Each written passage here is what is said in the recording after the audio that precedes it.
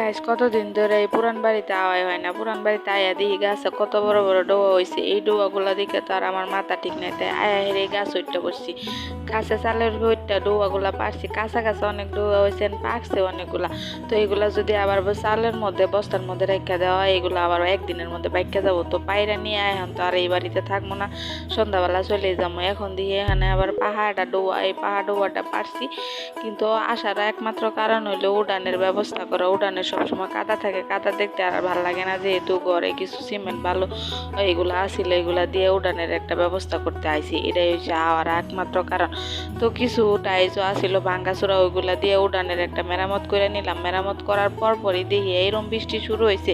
বৃষ্টিতে তো আমার উড়ানটা নষ্ট হয়ে যাবো, তাই এগুলা যেখানে ছলা বস্তা যা আছে সেগুলা দিয়ে উড়ানটা আমি ডাইকা দিছি। ডাইকা দেওয়ার পরে 2-1 দিন পরে, 1 সপ্তাহ পরে যায় দিই আমার উড়ানের এই অবস্থা। তো কেমন লাগলো সবাই দোয়া করবেন। থ্যাংক ইউ সবাইকে।